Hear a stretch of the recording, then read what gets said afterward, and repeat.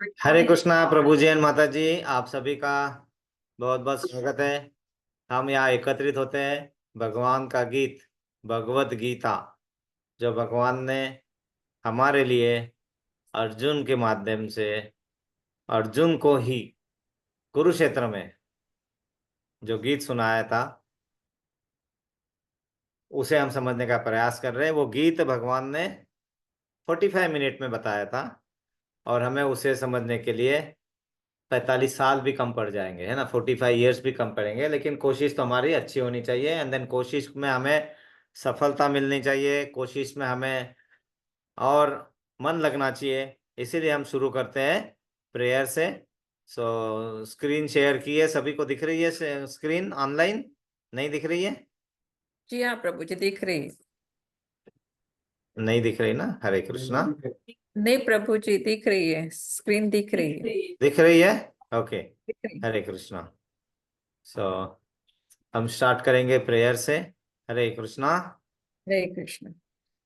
ओम अज्ञानतिमिरान्धस्य अज्ञानतिमिरान्धस्य ज्ञानाञ्जनशलाकया ज्ञानाञ्जनशलाकया चक्षुरुन्मीलितं चक्षुरुन्मीलितं येन येन तस्मै तस्मै नमः। श्रीगुरवे नमः। श्रीचैतन्यमनोभीष्टं श्रीचैतन्यमनोभीष्टं स्थापितं येन स्थापितं येन भूतले भूतले स्वयं रूप स्वयं कदा रूपः कदा मह्यं ददाति प्रत्यददाति स्वपदान्तिकम्। स्वपदान्तिकम्। वन्देऽहं श्रीगुरो वन्देऽहं श्रीगुरो श्रीयुतपदकमलं श्रीयुतपदकमलं श्रीगुरून् श्रीगुरुं वैष्णवांश्च वैष्णवांश्च श्रीरूपं साग्रजातं श्रीसागरजातं सहगणरघुनाथवितं तं सहगणरघुनाथान्वितं तं सजीवं सजीवं साद्वैतं साद्वैतं सावधूतं सावधूतं परिजनसहितं परिजनसहितं कृष्णचैतन्यदेवं कृष्णचैतन्यदेवं श्रीराधाकृष्णपादान् श्रीराधाकृष्णपादान् सहगणललिता सहगणललिता श्रीविशाखान्वितांश्च श्रीविशाखान्वितां च। हे हे कृष्णा कृष्ण करुणा सिन्धु करुणा बिन्दु दीनबन्धो दीनबन्धु जगत्पते जगत्पते गोपेश गोपेश गोपिका कान्त गोपिकान्त राधाकान्त राधाकान्त नमस्तुते। नमोऽस्तुते ते। तप्त तप्त काञ्चन गौराङ्गी राधे वृन्दावनेश्वरी वृन्दावनेश्वरी वृषभानुसुते देवी वृषभानुसुते देवी प्रणमामि प्रणमामि हरिप्रिये। हरिप्रिये। वाञ्छाकल्पतरुभ्यश्च कल्पतरुभ्यश्च कृपा कृपा सिन्धुभ्येव च सिन्धुभ्येव च पतितानां पतितानां पावनेभ्यो पावनेभ्यो वैष्णवेभ्यो नमो वैष्णवेभ्यो नमः। नमो नमः। जय श्री कृष्ण कृष्ण चैतन्य प्रभु चैतन्य प्रभु नित्यानंद नित्यानंद श्री श्री अद्वैत अद्वैत गदाधर गदाधर श्रीवासादि गौर श्रीवासादि भक्तवृंद। गौरव भक्तवृंद। हरे हरे हरे कृष्णा हरे कृष्ण कृष्णा कृष्ण कृष्ण कृष्णा हरे कृष्णा हरे हरे हरे हरे हरे राम राम हरे राम राम राम राम राम हरे हरे हरे हरे। हरे हरे कृष्ण कृष्णा हरे कृष्ण कृष्णा कृष्ण कृष्ण कृष्णा हरे कृष्णा हरे हरे हरे। हरे हरे हरे राम राम हरे राम राम राम राम राम हरे हरे हरे हरे। हरे हरे हरे कृष्णा हरे कृष्ण कृष्णा कृष्ण कृष्णा कृष्ण हरे कृष्णा हरे हरे हरे। हरे हरे राम राम हरे राम राम राम राम राम हरे हरे हरे। हरे। गुरु महाराम का प्रणाम मंत्र बोलेंगे। नमो नमो विष्णुपदाय विष्णुपादाय कृष्ण पृष्ठाय कृष्णपृष्ठाय भूतले भूतले श्रीमते श्रीमते जय जय पताका पताका स्वामिने इति स्वामिनेति नामिने। नामिने। नमो नमाचार्य आचार्यपदाय निताय निताय कृपाप्रदायिने कृपाप्रदायिने गौरकथा नामोदय गौरवकथानामदाय नगरागमतारिणे। नगराग्रहातारिणे। नमो नमो विष्णुपादाय विष्णुपादाय कृष्णपृष्ठाय भूतले कृष्णपृष्ठाय भूतले श्रीमते श्रीमते भक्तिवेदान्त भक्तिवेदान्त स्वामिने इति स्वामिन इति नामिने। नामिने। नमस्ते नमस्ते सरस्वती सरस्वते देवे देवे गौरवाणी गौरवाणी प्रचारिणे प्रचारिणे निर्विशेष निर्विशेष शून्यवादी शून्यवादी पाश्चात्य पाश्चात्य देशतारिणे। देशतारिणे। जय श्री कृष्ण कृष्ण चैतन्य प्रभु प्रभु नित्यानंद नित्यानंद श्री श्री अद्वैत अद्वैत गदाधर गदाधर श्रीवासादि श्रीवासादि गौरव गौर। भक्तवृंद। ओम नमो भगवते वासुदेवाय। ओम नमो भगवते वासुदेवाय। ओम नमो भगवते वासुदेवाय। ओम नमो भगवते वासुदेवाय। ओम नमो भगवते वासुदेवाय। ओम नमो भगवते वासुदेवाय। हरे कृष्णा। हरे कृष्णा। आप सभी का एक बार फिर स्वागत है। माता जी, आपको मोबाइल देखना पड़ेगा, किसी का मैसेज वगैरह आते रहता है तो वो आपको देखते रहना है ना। हरे कृष्णा। सो हम भगवान का गीत जो भगवान ने हमारे लिए अर्जुन को बताया था वो समझने का प्रयास कर रहे हैं। और हम भगवत गीता का अध्याय 5वां का अध्ययन कर रहे थे, जिसका नाम है कर्म योग, जो कृष्णा भावना भावित कर्म, अध्याय 5वां। इसके पहले हमने क्या देखा था? अध्याय 4, दिव्य ज्ञान। तो वो दिव्य ज्ञान जो है वो हमने थ्योरी पढ़ लिया। अब उसको प्रैक्टिकल में कैसा यूज करना है, तो ये जो है चैप्टर 5 है, उसका जीवन में उसका प्रयोग कैसे करेंगे। और चैप्टर 4 था, वो ज्ञान था। और ज्ञान के बिना किया गया कर्म, वो क्या होता है? अधूरा। क्योंकि उसके रिएक्शन मिलेंगे हमें, विल गेट द रिएक्शन। अच्छा कर्म के भी रिएक्शन मिलेंगे और बुरे कर्म के भी रिएक्शन हो गए। हमें ना तो अच्छे के रिएक्शन चाहिए और ना तो बुरा के। क्योंकि अच्छे के रिएक्शन मिलने से हमें क्या होता है, हम हायर प्लेनेट में जा सकते हैं, ऊपर वाले प्लेनेट में जैसे। लेकिन वहां पे क्या होगा, जितना भी जो हमारे कर्म का, जितना भी हमारा लेखा जोखा होगा, जितना कर्म का, वो खत्म होने के बाद again we have to come back. हमें फिर से वापस यहीं आना होता है। और फिर यहीं से इमिग्रेशन यहीं से होगा। इमिग्रेशन इसके अलावा नहीं है। तुम कहीं पे भी जाओ, घूम के आओ, वीजा कुछ देर के लिए थोड़ा घूम के आना का कंट्री, स्वर्ग लोक में जाके आओ, कहीं पे भी जाओ, नर्क लोक में जाके आओ, कहीं पे आना तो वापस यहीं पड़ेगा। अगर हमें गोलक धाम जाना है, वृंदावन धाम जाना है ना, जन्म मृत्यु जरा व्याधि के चक्कर से अगर बाहर आना है, तो हमें आना यहीं से होगा, है ना। हाँ बेटा पिल्लू। तो कर्म कहीं नहीं बेटा बिना पिल्लू, आ जा कृष्ण के बस। नाम से अगर कर्म हम कर रहे हैं, जो भी कार्य कर रहे हैं, अपनी ड्यूटी भी कर रहे हैं, और कृष्ण का मन में भाव नहीं है, तो हम बंधन में बंध रहे हैं। That is a simple equation बताया हुआ है। तो हमें जो भी कार्य करना है, हमें यही समझ में करना है कि हमें वो कृष्णा भावना भावित होकर करना है। हम लड़ाई भी कर रहे हैं अगर, तो कहाँ पे होना चाहिए, कैसी होनी चाहिए लड़ाई भी? कृष्णा भावना भावित होकर ही लड़ाई करना चाहिए, है ना। आपस में अगर हम लड़ाई करना चाहते हैं, तो हम वैसे लड़ाई कर सकते हैं, हरे कृष्णा कृष्णा कृष्णा हरे हरे, हरे राम राम राम हरे हरे, है ना। अगर आप हाँ भी रहे हैं, तो आप भगवान का नाम ले सकते हैं, है ना। तो वो जो है कृष्णा भावनित, मतलब सिर्फ आपके मन में वो भाव चाहिए। पानी पी रहे तो उसका टेस्ट क्या है? भगवान बोलते हैं कि मैं उसका स्वाद हूं, तो हमारे मन में आना चाहिए। माला बना रहे, माला में हमें फूल देख रहे हैं, तो ये फूल आए कहाँ से? तो उनकी कृपा से आए हुए हैं। सुगंध आ रहा है कहीं से, कोई इत्र लगा रहे, कहाँ लगे, तो इत्र कहाँ से बनता है?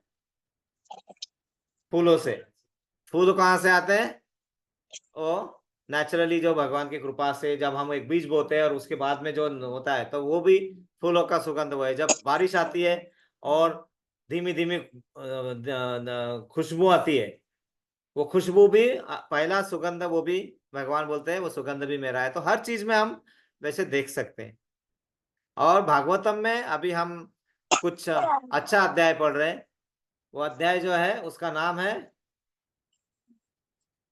भक्तिमय सेवा के महात्म्य, मतलब the importance of devotional services. मतलब हम जो डिवोशनल सर्विस करते हैं, और वो कौन बता रहा है? कपिल मुनि, अपनी माता देवहूति को। कपिल मुनि उनके बेटे हैं, लेकिन कपिल मुनि जो है वो खुद विष्णु अवतार है। और उनका जन्म ही इसलिए हुआ है कि ये जो है सांख्य योग, मतलब जो सांख्य योग, मतलब जिसके कारण हम ये समझ सकते हैं कि हम कौन है, भगवान कौन है, हमारा उनके साथ संबंध क्या है, और जो संबंध टूट चुका है वो कैसे जोड़े। और सादे तरीके से, बहुत बड़ी बड़ी बातें तो होती रहती है, हमें करते रहते हैं, लेकिन एकदम सिंपल तरीका क्या है, वो समझाने के लिए अवतरण हुआ था किसका? कपिल मुनि का। और कपिल मुनि ने वो सांख्य सांख्य योग जो समझाया है। दूसरे भी ये कपिल मुनि हुए बाद में, उन्होंने सांख्य योग बताने की कोशिश की है, लेकिन उनको वो मिश्रित करके कर दिया है, तो वो फॉलो नहीं करना है हमें। उसमें मटेरियल वर्ड का मिश्रित, और अपने हिसाब से उन्होंने दो दो चेंजेस कर लिए। लेकिन जो पहले कपिल मुनि है, जो देवहूति माता के पुत्र थे, उनके पिता का नाम किसी को पता है? कपिल मुनि के पिता का, देवहूति के हस्बैंड का? करदम मुनि। रॉन्ग कनेक्शन मत लगाओ। है ना, करदम मुनि। बराबर है, मेरा भी कोशिश बताना है कि रॉन्ग कनेक्शन कहीं गलत लगा है ना, तो बराबर है, सही है, सॉरी। हाँ, कोशिश की आपने, आप सही थे, हमने नहीं बोलना चाहिए ऐसा, करेक्ट ना? हाँ, कोशिश करनी है ना? सही है। सहाय करना चाहिए, लेकिन मैं टीचर हूं ना, मैं करेक्ट करता हूँ, सहायता के साथ करेक्ट करता हूँ, वो मेरा, मैं ऐसा, वो बार बार बताते हैं वैसे ही। और वो अच्छी आदत है मेरे हिसाब से तो, है ना? मेरे हिसाब से अच्छी आदत है, तो मैं करता हूँ। कभी कभी वो थोड़ी कठिन लगती है, लेकिन नो प्रॉब्लम। जो भी तमो अपने मोड ऑफ गुडनेस में रहते हैं ना, अपने सतोगुण में, उनका एक इम्पोर्टेंट होता है कि पहले शुरू में वो है ना, वो जहर जैसा तीखा लगता है वो, लेकिन बाद में वो अमृत जैसा मीठा लगता है। ये चीज होती है ना। अगर हम शुरू से ही उसको हम निग्लेक्ट कर देंगे ना, तो क्या होता है कि वो अमृत कभी बनेगा ही नहीं, कभी नहीं बनेगा। वो ज्यादा से ज्यादा क्या होगा, एक जूस बन के रह जाएगा। लेकिन अगर अमृत का स्वाद चाहिए तो हमें यहाँ से जाना पड़ता है ना, तो कोई प्रॉब्लम नहीं है। लेकिन आप भी सही है ना, ऐसा शुरू शुरू में एकदम वैसा उतना नहीं करना चाहिए। तो हाँ, तो करदम मुनि, करदम मुनि ने, करदम मुनि को ब्रह्मा जी, है ना, अब ये देवहूति जो है किनकी बेटी है? किसी को पता है देवहूति माता? हाँ? मनु की। और मनु किसके बेटे हैं? ब्रह्मा जी के। मतलब देवहूति कौन हो गई? ब्रह्मा जी की बेटे की बेटी है। और इनका उद्देश्य क्या था? इनका प्रजो उत्पादन के लिए, है ना? तो देवहूति का विवाह करदम मुनि से होना था, लेकिन करदम मुनि को पहले ही भगवान मिले थे। कैसे? क्योंकि करदम मुनि ने, जब उन्हें पता था कि मेरा जन्म ही इसलिए हुआ है, तो मैंने पहले, मैं तो शुद्ध हो जाऊं।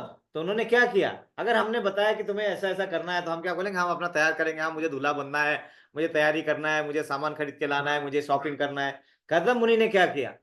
10,000 साल की तपस्या की। कितने? 10,000 साल की तपस्या की। और वो तपस्या करने के बाद फिर उन्होंने, उनके पास कौन आए? मनु, हाँ विष्णु आए वो बताने के लिए, और कि तुम्हारी तपस्या सफल हो गई। और उनके, जब विष्णु और करदम मुनि से बोला गया कि तुम्हें क्या चाहिए, तो करदम मुनि ने क्या चाहिए? कुछ नहीं चाहिए मुझे, मुझे जो भी मिल गया, आपका दर्शन हो गया और सब, मुझे और कुछ नहीं चाहिए, मुझे सिर्फ अपना कर्तव्य क्या निभाना है वो समझाइए। ये समझने के बाद भगवान के आंखों से भी आंसू आए और करदम मुनि के भी आंखों से आंसू आए। और वहां पे जो झील तैयार हुई उसका नाम क्या था? बिंदु तालाब, बिंदु तालाब, बिंदु तालाब वो। और वो, उसके चारों तरफ क्या था? गंगा नदी, है ना, चारों तरफ। इतना सुंदर है ना, सोचिए कितना सुंदर जगह होगा वो, है ना? तालाब है बीच में, बिंदु तालाब, और चारों तरफ नदी है। और वहां पे करदम मुनि का आश्रम था, इतने नेचुरल जगह पे, और बहुत अच्छा आश्रम, कि वहां पे एक बार जाएंगे तो आप कभी वापस आने का सोचेंगे ही नहीं। इतना सुंदर आश्रम वहां पे करदम मुनि रहते थे, लेकिन पूरी तपस्या करके इतना। अब मनु, और मनु के आ, पत्नी का नाम शतरूपा, है ना, शतरूपा। ये जो मनु और शतरूपा, ये दोनों कहाँ से? ब्रह्मा जी के इससे ही उत्पन्न हुए थे। लेकिन हमारे जैसे नहीं है, बच्चे जैसे उत्पन्न होते हैं ना, उसमें वो उनके तप तप से उत्पन्न हुए और ये दोनों को, दोनों को दायित्व दायित्व दिया था प्रजो उत्पादन आगे का, है ना? तो करदम मुनि को ये बेटी, ये दिए गए देवहूति माता। और करदम मुनि ने इतना तपस्या करने के बाद, उसके बाद में करदम मुनि को देवहूति से, देवहूति के साथ में प्रजो उत्पादन, तो इन्हें पहले 9 कन्याएं होते हैं। पहले 9 कन्याएं, 9 कन्याएं होते हैं, और उनको 9 बड़े बड़े बड़े बड़े ऋषियों से 9 कन्याओं का विवाह वहां पे बताया गया है ना। सब बड़े बड़े ऋषि है ना, भृगु ऋषि, वशिष्ठ ऋषि, और बहुत सारे नाम थे, मुझे याद नहीं है। सॉरी, मैं बोलूंगा भी नहीं, क्योंकि गलत बोलने से अच्छा ना बोलना अच्छा है, मुझे याद नहीं है। लेकिन 9 ऋषियों के साथ उनका विवाह, और 9 ऋषियों से फिर बाद में आगे प्रजो उत्पादन है। और बाद में ये जो थे कौन, ये इसलिए बता रहा हूँ क्योंकि यहाँ पे ये जरूरी है ना, त्याग क्या होता है और कर्म क्या है, एक समय संन्यास थोड़ा समझ में आता है उससे, फिर हमें आगे समझने में आसान होता है। करदम मुनि इतना करके उन्होंने बोला। और ये जो 9 कन्याओं के समय है ना, इसके पहले ये जो बेटी थी देवहूति, ये किनकी बेटी थी? मनु ऋषि की। मनु तो एकदम राजा है ना, क्योंकि वो तो मानव समाज के पहले राजा है, तो उनके पास तो सब कुछ था, सब वैभव था। और वहां से कहां पे आ गए? ये आश्रम में। इन्होंने आश्रम में आने के बाद कभी ये नहीं सोचा कि मैं किस वैभव से आए हुई हूं। इन्होंने अपने आप को पूरा डिवोट कर दिया इनकी सेवा में। किनके? कर्दम मुनि की सेवा में। और उस डिवोशन में उन्होंने अपनी शरीर का भी ध्यान नहीं रखा, पूरा पतला सुखड़ा हो गए और वो पूरी सेवा में लगे हुए, सेवा में लगे हुए। अब कुछ सालों के बाद जब कर्दम मुनि को बीच में, है ना, ब्रह्मा जी ऐसे ही मिलने आ गए थे, है ना, थोड़ा याद दिलाने के लिए ब्रह्मा जी आते हैं। ब्रह्मा जी कौन थे?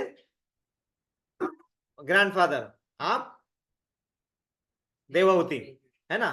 वो ऐसे ही आ गए बीच में, और फिर कर्दम मुनि को थोड़ा सा याद दिलाना वगैरह थोड़ा करने के लिए वो आ जाते हैं। और फिर कर्दम मुनि को, हाँ, अब मुझे मतलब देवहूति से प्रजा मतलब संतान उत्पन्न करना है, लेकिन देवहूति का तो खुद का शरीर ही इतना कमजोर हो चुका था, अभी क्या किया जाए। तो फिर इन्होंने अपनी तपस्या से ऐसे सुंदर सुंदर सुंदर जगहों का निर्माण किया, और वहां पे फिर वो कर्दम मुनि और देवहूति हनीमून के लिए गए।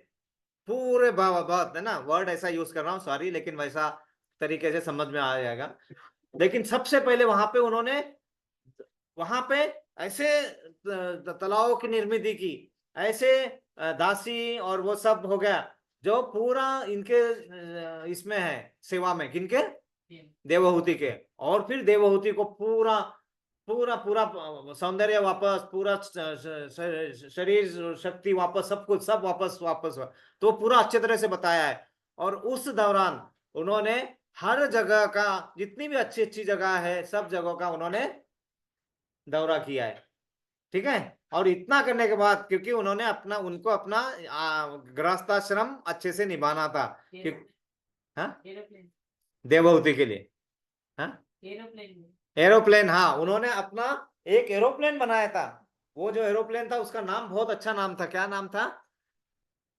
कुछ अच्छा नाम है। और उस एरोप्लेन में, जो आज भी एरोप्लेन नहीं होगा, इससे अच्छा एरोप्लेन था, उसमें 5 स्टार होटल उसी उसमें था, उसमें दासियां थी, उसमें गर्म पानी, उसमें ठंडा पानी, उसमें सब कुछ कुंड थे अलग अलग, सब कुछ उस एरोप्लेन में था। और वो एरोप्लेन जहां जाएगा वहां जाता था। हमें तो क्या है, टिकट लेके जाना पड़ता है ना, वहां पे आपका एरोप्लेन सिंगापुर में जाएगा, वहां पे आपका घर हवा में, हवा महल।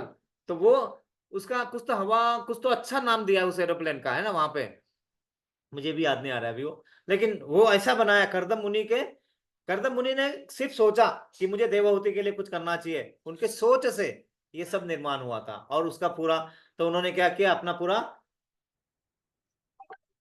जो संसार का धर्म है वो पूरा निभाया, 9 बच्चे हुए, और वो बाद में देवहूति के साथ वापस आ गए, और जाने लगे ये वापस। क्योंकि इन्होंने देवहूति को पहला ही इनका ऐसा अंडरस्टैंडिंग था कि मैं अपने अपने जो गृहस्थ आश्रम के पूरे जो भी ये है रिक्वायरमेंट, वो पूरी कंप्लीट करने के बाद फिर मुझे क्या करना है, मुझे जाना तो सन्यास में ही है वापस, है ना, मैं फिर से भक्ति में ही जाने वाला हूँ, ये पहले बात हो गई थी, है ना। और देवहूति सबको बताता, तो उतना हो गया, इतने सालों का अब हो गया, आप बोला कि बहुत दिनों से मेरा सब ये छूट चुका है, अब मुझे जाना है वापस, ये जाने लगे सन्यास में। तो देवहूति ने सिर्फ इतना कहा कि आप अभी सन्यास में चले जाएंगे, अच्छी बात है, और मैं चाहती हूं, क्योंकि मेरे कारण आपका बहुत सारा अवरोधक निर्माण हो गया है बीच पैर में, और आपको वो कार्य में लगना ही चाहिए, क्योंकि आपकी इतनी तपस्या थी, इतना ये है, और उस तपस्या का मुझे फायदा मिला, अब इसके बाद में आपको उसमें रहना चाहिए। तो उनके तरफ से पूरा था। लेकिन उन्होंने क्या किया, ये मेरी नौकन्याएं तो विवाह करके चले जाएगी, अब मुझे मुझे इस भक्ति मार्ग पे लाने के लिए आपसे मुझे उतना तो समय ही नहीं मिल पाया, अभी तक तो हम सांसारिक इसमें रहे, मुझे आपसे इसकी तपस्या का वो जो भक्ति का जो मार्ग है वो मुझे मिल ही नहीं पाया, तो ये मिलना चाहिए। देखो किस तरह से भगवान की रचनाएं होती है। तो इतना ही बोला, तो उनको याद आ गया, किनको? कर्दम मुनि को। क्योंकि कर्दम मुनि को ये भी बताया था ब्रह्मा जी ने कि आपके यहाँ एक बेटा विष्णु जी खुद वहां पे अवतरित होने वाले, वो तो हुए ही नहीं है, करेक्ट। तो फिर वहां से तो फिर वहां से कर्दम मुनि कर्दम मुनि वहां रुकते हैं। और कर्दम मुनि, और फिर उसके बाद में उनको जो बेटा होता है, वो बेटा है कपिल, कपिल मुनि। कपिल मुनि, क्योंकि इन्होंने क्या कहा, देवहूति माता ने, मुझे आध्यात्मिक ज्ञान रह गया मेरा, तो आध्यात्मिक ज्ञान या तो आप दिला दो, या दिलाने वाला ला दो, है ना। तो भगवान का अवतरण वहां पे होना है, तो ये याद दिलाने के लिए था। और बाद में कपिल मुनि का यहाँ पे अच्छा होता है। और कपिल मुनि फिर जैसे जैसे बड़े होते हैं, और फिर देवहूति माता जो उनके बेटे हैं खुद, और करदम मुनि उनके बेटे से एक बार ऐसे अलग से जाके मिल लेते, और उनसे उनको उनको मालूम है ये भगवान है, तो उनसे पूरा चरम कमल में ये करके और उनसे सब बोलते हैं कि अब मेरा कार्य खत्म हुआ है, अब मुझे जाना होगा। और कपिल मुनि भी बोलते हैं आपने पूरा कर्तव्य आपने कर लिया अपना, अब मेरा कर्तव्य पुत्र का कि माता को आध्यात्मिक ज्ञान देना, और वो बाकी जो मेरा कर्तव्य है वो मैं निभाऊंगा, तो आप अब आराम से अपने कार्य में जा सकते हैं। देखिए वो सब पूरा यहाँ दर्शाया गया है ना, तो हमें भी ऐसे अपने कार्यों को कभी भी अलग नहीं करना है। हमारे कार्यों में कुछ त्रुटियां हो सकती है, लेकिन इसके लिए हमने दूसरों का कॉपी नहीं करना है। दूसरों का कॉपी कर लेते हैं हम, अपना काम छोड़ देते हैं कि हमारा त्रुटिपूर्ण हो रहा है, क्यों? क्योंकि हम भौतिक जगत के हिसाब से सोचना चालू कर देते हैं। मत सोचो, जो हमारा कार्य है ना वही चलते रहना चाहिए। जो कभी त्रुटि होगी, कभी घाटा होगा, कुछ होगा, लेकिन हमारा जो मेन है उसको छोड़ना नहीं है, उसको रखना है। उसके साथ में कुछ अलग जोड़ना है तो जोड़ सकते हो, लेकिन उसको छोड़ के दूसरों को फॉलो करोगे, वो बिल्कुल नहीं बताया गया है यहाँ पे, बिल्कुल नहीं बताया है ना। और हर जगह बताया गया है उसको, तो वो सब नहीं करना है। तो आप देखो देवहूति जब कपिल मुनि बड़े हो रहे हैं, है ना, तो तब तक तो उन्होंने पाला, उन्हें मालूम है भगवान है, कपिल मुनि को पता है, सब कुछ पता है। अब कपिल मुनि से ज्ञान अर्जित करने के लिए देवहूति माता क्या करते हैं?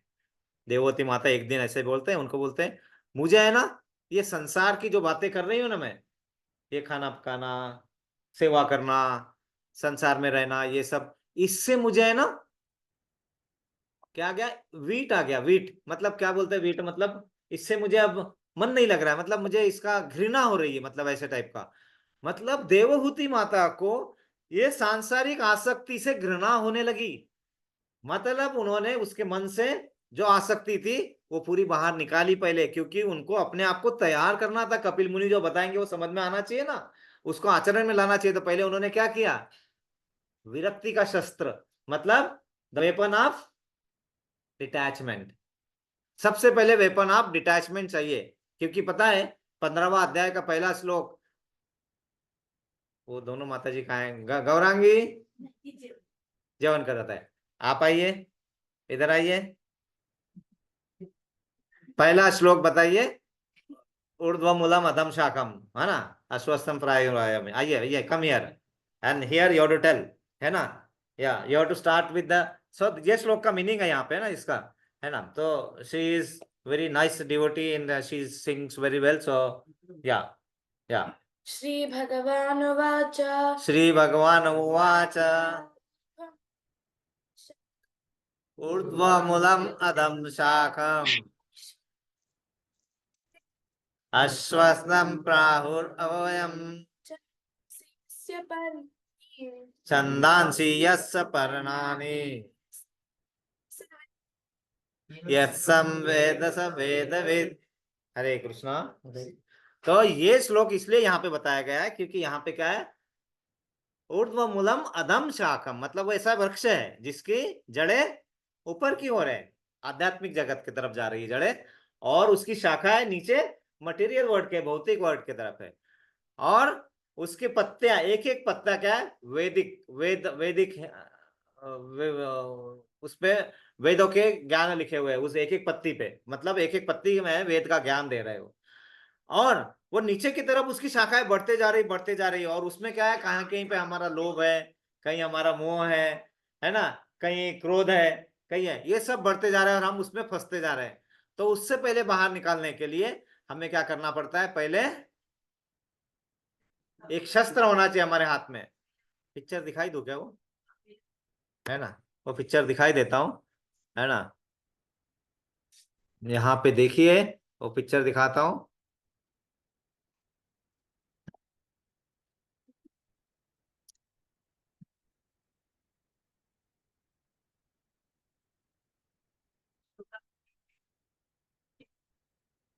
हाँ ये देखिए, नहीं ये, चलो, हाँ ये वाला ज्यादा अच्छा है।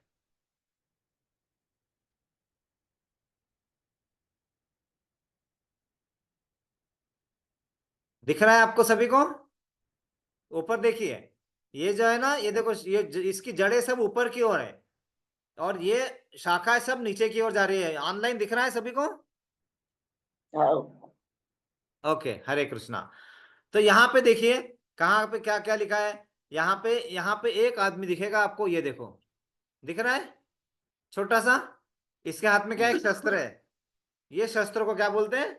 विरक्ति का शस्त्र, मतलब द वेपन ऑफ डिटैचमेंट। मतलब ये जो झाड़ की एक एक शाखा है उसको काटना पड़ेगा पहले अपने को, है ना।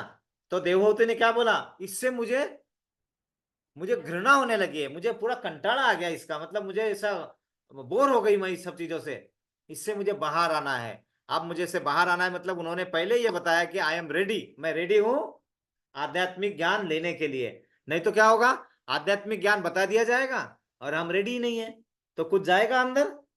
कुछ नहीं जाएगा, उसका कुछ फायदा नहीं होगा।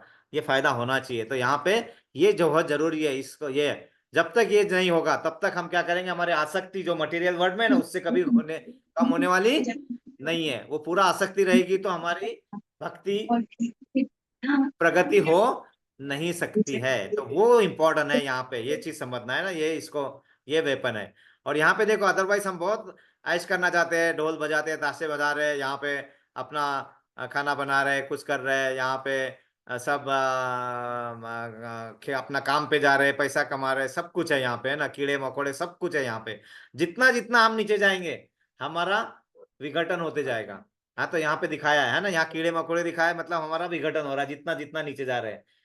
सीधा एक काम करना है, यहीं पे काटना शुरू करो, ताकि हम यहाँ से यहाँ जल्दी से जल्दी वापस जा सके। नहीं तो ये अलग अलग योनियों में जाते रहेंगे, ये होता है हमारा ना। यहाँ पे ये बहुत इंपॉर्टेंट है, यहाँ पे बताया गया ये चीज है ना।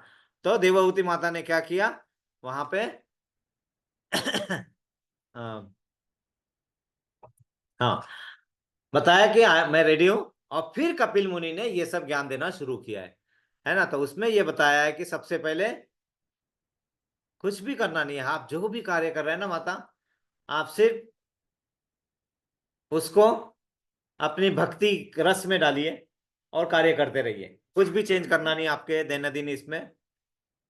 मुझे मुक्ति कैसे मिलेगी, मुझे मोक्ष कैसे मिलेगा, क्या मुझे ज्ञान से मोक्ष मिलेगा, वो प्रश्न पूछती है माता। क्या मुझे अच्छे कर्म करने से मोक्ष मिलेगा, क्या मुझे अष्टांग योग करना पड़ेगा आपके पिता के समान, है ना, जैसे करदम मुनि ने किया। वो तो अंत में वो जो एक लाइन है, के लिए कर्म वो मुक्ति है या मुक्ति? मुक्ति। मुक्ति है, क्योंकि वो जो भी कर्म करोगे कृष्ण के नाम से करोगे, कृष्ण के लिए करोगे, तो आपको मुक्ति मिलेगी। ये चीज ही वहां पे समझा रहा है कि आपको तपस्या करने की जरूरत नहीं है इतनी, आपको अष्टांग योग में जाने की जरूरत नहीं है ना। आप सिर्फ भक्ति मार्ग पे चलिए।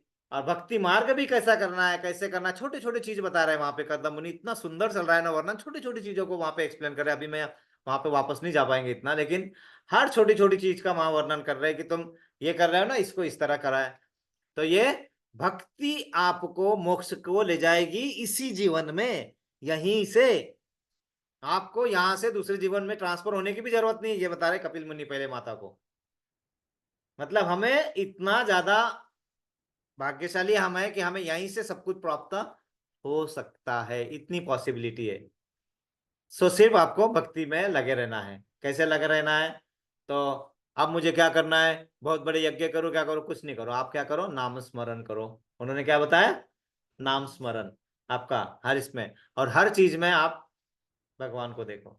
तो बोले देवी देवताओं में, और ये बोले हाँ, देवी देवताओं का भागवतम में भी लिखा हुआ है। देवी देवता जो है वो देवता भगवान के अंग के रूप में ही है। गणेश जी को कभी विजडम तो माथा बांध लेते हैं। क्षत्रिय रूप में कौन देवी देवता जब भी आते हैं, देवी देवता क्षत्रिय रूप में, वो कटी प्रदेश भगवान का। ज्ञान के रूप में जो भी आते हैं ब्रह्मा जी और वगैरह, वो अपने जो भी ज्ञान है वो ऊपर, मतलब ब्राह्मण वाला जो भी इसमें आएंगे, देवी देवता जो ब्राह्मण जो ज्ञान देने के लिए हमें हमारे लिए जो होंगे, वो सब भगवान के ये मुखमंडल जो भी क्षत्रिय रूप में आएंगे भगवान देवी देवता, क्षत्रिय रूप में जो भी हमारे सामने आएंगे, परशुराम, राम भगवान, जो भी क्षत्रिय रूप में जब से होंगे, राम भगवान नहीं, तो देवी देवता जो उस अवतार में, तो वो क्या है? उनकी भुजाएं, बाहें, है ना। और जो भी वैश्य के रूप में हमें मिलेगा जिस रूप में, है ना, जिस अवतार में, वैसे तो वो कटी प्रदेश। और जो भी शूद्र के रूप में अगर हमें कहीं जहां पे भी हमारे साथ शूद्र के रूप में हमारा वार्तालाप हो रहा है, तो वो भगवान के चरण कमल। तो ये हमारे मन में रखना है और आगे बढ़ना है। तो हमारे कर्म क्या होंगे? कृष्ण के लिए होंगे तो मुक्ति मिलेगी, है ना, मुक्ति का मार्ग वहां से मिलता है। तो अध्याय 5 जो है इस तरह चलेगा। भक्ति संन्यास के बारे में हम पढ़ेंगे श्लोका नंबर 1 से श्लोका नंबर 6 तक। वो सभी कर्मों का त्याग करने के बजाय भक्ति संन्यास क्या है वो समझ लिया, तो वो सरल है, वो हमें समझेगा 1 नंबर से 6 नंबर श्लोका में। निष्काम कर्म का आचरण कैसे होता है? निष्काम कर्म होता है, लेकिन आचरण में कैसे लाया जाए वो हमें समझने को मिलेगा श्लोका नंबर 7 से 12 में। फिर ज्ञान समझेगा क्या है, कर्ता के 3 दृष्टिकोण होते हैं। क्या कौन से दृष्टिकोण होंगे वो कर्ता के? कर्ता कौन है? जीव, हम खुद कर्ता है। तो उसके दृष्टिकोण क्या है? हम बड़ी बात तो कर लेते, लेकिन छोटी बात जो होती है, जो एक्चुअल हमें समझ में आनी चाहिए, वो समझाएंगे हमें 13 से 16 नंबर श्लोका में। फिर मुक्ति क्या है, मतलब परमात्मा पर ध्यान केंद्रित करना है आपको, वो समझेगा हमें कहां से? श्लोका नंबर 17 से 26 तक, 17 से 26 तक। फिर मुक्ति अष्टांग योग या पूर्वावलोकन के द्वारा भी पॉसिबल है, वो भी हमें समझाएंगे 27 और 28 श्लोक में। और बाद में मुक्ति की अवस्था में शांति कैसे प्राप्त होती है हमें, क्योंकि हमें फाइनली क्या चाहिए? शांति, है ना। तो वो कैसे होगा? श्लोक नंबर 29 में मिलेगा। तो इस चैप्टर का ये है इसका सिनोनिम, मतलब शॉर्ट फॉर्म क्या है? स्टेप। ये हमारी पहली स्टेप है, समझो, है ना। स्टेप, ज्ञान तो अर्जित कर लिया, अभी स्टेप चाहिए हमें, आगे बढ़ना है। STEP। तो स्टेप क्या डिनोट करती है? S, stay in the world, मतलब यहीं रहो। कर्म योगा संन्यास से, अर्जुन को बोलेगा ना, क्या मैं संन्यास ले लेता हूँ फिर मैं क्या जाता हूँ हिमालय पे, आप इतना समझा दिए मुझे, अब मैं संन्यास ही ले लेता हूँ। भगवान समझाते हैं ना, आपको इसी संसार में रहना है, स्टे हियर, संन्यास में, और यहीं पे रह के आपको जो भी करना है यहाँ करना है। तो संसार में रह के कृष्ण के लिए कर्म करना है, ये पहला होगा S, स्टेप S। ओके, बाद में स्टेप का S, बाद में टी। टी का मतलब क्या है? ट्रांसेंडेंट डूअरशिप, मतलब हम जो है, हम क्या बोलते हैं? ये खाना किसने बनाया? मैंने बनाया। पैसे किसने कमा के लाए? मैंने कमा के लाया। गाड़ी किसने किया? मैंने। तो यहाँ वो समझाएंगे हमें कि we are not the doer, हम सिर्फ किसी ने बताया हुआ कार्य कर रहे हैं, हमें जो बताया गया, जो ड्यूटी दी गई वो निभा रहे हैं। तो I am not the doer, मैं काम करने वाला हूँ क्या? नहीं है, मुझसे जो करवाया जा रहा है वो मैं कर रहा हूँ। ठीक है, नहीं नहीं, बैठिए बैठिए बैठिए। अरे मेरा इसको गर्दन को ऐसा एक्सरसाइज मिलता है ना, अच्छा। अरे नहीं नहीं नहीं, वो होता है, वो कुछ प्रॉब्लम नहीं है। ओके, तो ये समझाएंगे कि I am not the doer, मैं करता नहीं हूं, मैं से करवाया जा रहा है ना। हमारे इसमें वो अहंकार आ जाता है कि मैं ही कर रहा हूं, मैं जा रहा हूं, वो सबको काम पे मैं लगा के आया हूं अभी, ऐसा बोलते हैं ना हम, वो पूरा काम पूरा। इससे अच्छा हमने क्या बोलने का? मुझे जो कार्य दिया गया था वो मैं कार्य उनसे अपनी ड्यूटी निभा रहा हूं, बस इतना दृष्टिकोण चेंज करना है, वो बताएंगे हमें। टी है उसका, टी है, दूसरी स्टेप टी है। फिर है ई, इक्वल विजन, मतलब क्या है? ब्राह्मण के प्रति, गाय के प्रति, कुत्ते के प्रति, किसी के भी प्रति हमारी समान दृष्टि होनी चाहिए। ऐसा नहीं कि कोई ब्राह्मण और बहुत पैसे वाला आ गया तो उसके लिए नमस्ते नमस्ते नमस्ते नमस्ते, और कोई छोटा आ गया, छोटा हटे, देखो समझ में नहीं आता, क्या काम नहीं करना आता है, ऐसा अगर हम कर रहे हैं तो हमसे कुत्ता अच्छा है, ऐसा यहाँ पे बताया जाएगा, है ना। तो वो बताएंगे कि सबके प्रति दृष्टि समान होनी चाहिए, दुख में भी सेम और सुख में भी सेम। किसी ने हमारा सत्कार किया और या दुत्कार दिया हमें, तो दोनों इसमें हमें फर्क नहीं पड़ना चाहिए, क्योंकि हमें क्या सोचना चाहिए, है कौन हमारा सत्कार करने वाले, मतलब रिस्पेक्ट करने वाले। अगर वो उनके नजर में अगर हम आ गए, खत्म ना, फिर दूसरों के सत्कार की जरूरत है क्या हमें? नहीं है। वो दृष्टिकोण निर्माण करने, तो हम क्या करते हैं, हमने बहुत अच्छा काम किया, और क्या होता है, जैसे बच्चे जाएंगे स्कूल में और बहुत अच्छा काम किया, टीचर ने एक बच्चे को बुलाया, हाँ गौरांगी खड़े हो जाओ, और उसको बोला वाह गौरांगी, और है ना, ऐसा सब किया, है ना। बाद में माता जी बोलेंगे मैंने तो इतना अच्छा संगीत कीर्तन गाया, या कि मेरा तो कुछ हुआ ही नहीं, उनके मन में वो रह जाता है, क्योंकि ऐसा आता है कि मैंने किया है। इससे अच्छा क्या बोलना चाहिए, उन्होंने करवाया था, वही सोचेंगे मुझे मुझे यहाँ पे वाहवाही करवाना है नहीं करवाना है, वो सोचे उसका काम वो करे, मेरा काम मैंने कर दिया है। तो दुख होगा क्या? दुख किस लिए होता है? अपेक्षा रखते हैं हम, अपेक्षा रखते हैं, है ना। मैं थक के आया, बहुत थक के आया, है ना, मैं अपेक्षा रख के आया, माता जी आएंगे, मैं घर पे आके क्या बोलेंगे माता जी, ओ थक के आए हो, ये लो पानी लो। इसके अलावा अगर माता जी ने बोल दिया, कुछ दूसरी बात बोल दी और जिसको मुझे नहीं पसंद है, मैं चिड़चिड़ करना चालू कर दिया, अच्छी बात है, क्योंकि अपेक्षा रखी थी मैंने, कि मैंने क्या अपेक्षा रख के आया था कि मैं घर में जाऊंगा और मुझे बैठ के पानी मिलेगा बैठने पीने के लिए। वो अपने काम में लगे हुए हैं, अपने इसमें लगे हुए हैं, कुछ भी है, पानी सामने रखा हुआ है, तुम लेके भी बैठ के पी सकते थे। लेकिन बहुत लोगों में ऐसा अहंकार होता है कि नहीं, मैं इतना कमा के आया हूँ, इतना मेहनत करके आया हूँ, तुम तो घर पे पड़े रहते हो, पानी ला के दो।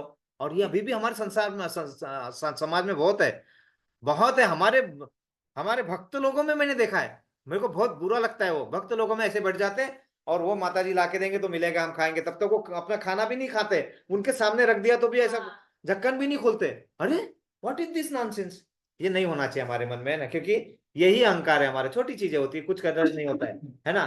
तो वो चीजें हमें समझाया जाएगा कि सबके साथ समान है, तो वो क्या है, इक्वल विजन। और बाद में पी मतलब पीस थ्रू, कैसे, कृष्णा कॉन्शियस, मतलब कृष्णा को भोक्ता मानना है, उन्हीं को स्वामी मानना है, उन्हीं को मित्र मानना है, और शांति का अनुभव करना है।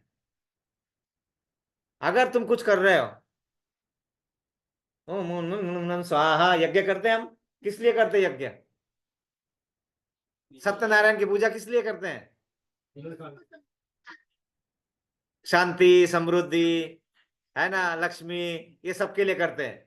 और अपेक्षा क्या करते हैं कि इससे अब जो मिलेगा, अब मैं कर दिया, अब मेरे घर में धन धान्य बहुत भर जाना चाहिए, ये अपेक्षा रख के करते हो ना, वो पूरा बेकार काम हो जाता है, वहीं पे तुम्हारा सब अपना खत्म हो जाता है, उससे कुछ नहीं मिलने वाला है। ये अज्ञानता है हमारी। वो अज्ञानता को ही कंप्लीट करने के लिए भगवान समझा देंगे कि करो, तुम इसमें करने का नहीं है, लेकिन ये समझ के करो कि भोक्तारम यज्ञ तपसाम सर्वलोक महेश्वरम सुहृदय सर्व भूतानाम ज्ञात्वा माम शांति मृच्छति। मतलब क्या बोला है, सभी यज्ञों का भोक्ता मुझे मानो। क्यों मुझे मानो? क्योंकि मैंने ही निर्मित करा है, तुम आए कहां से हो? बोले माता पिता ने मुझे पैदा किया है। माता पिता कहाँ से आए थे? उनके माता पिता ने।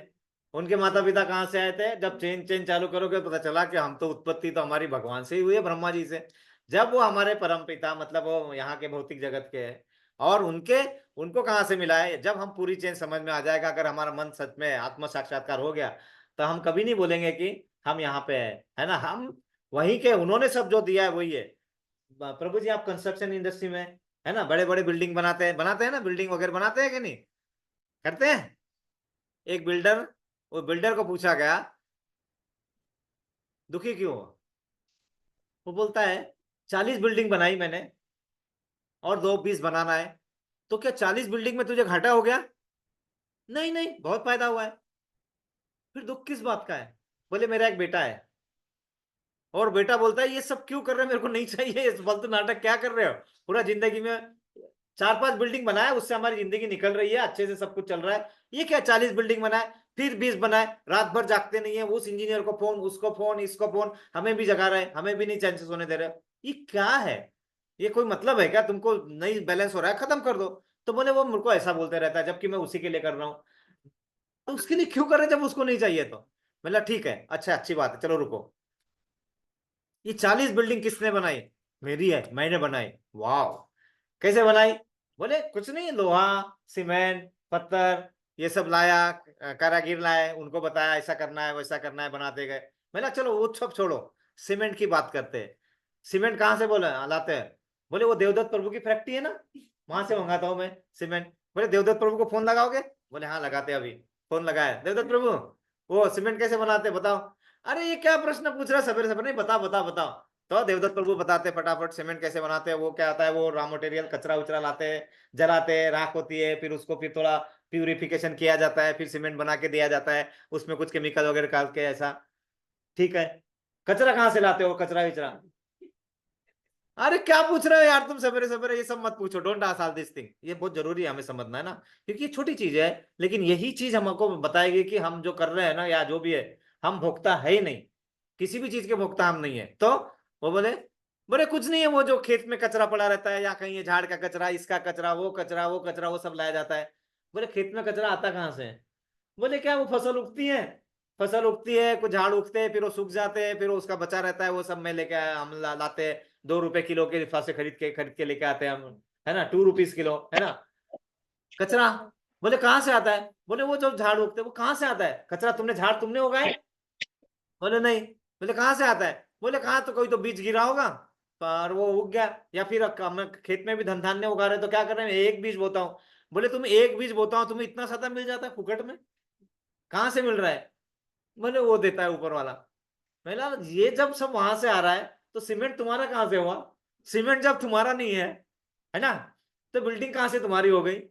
तुम बोलो ना कि मैंने बनवाई है, मैं उसका केयर टेकर हूं, मतलब मैं उसका संरक्षण करने वाला हूं, लेकिन मैं उसका मालक नहीं हूं। हम लोग मालक बन बैठे, यही अहंकार बनाता है हमारा।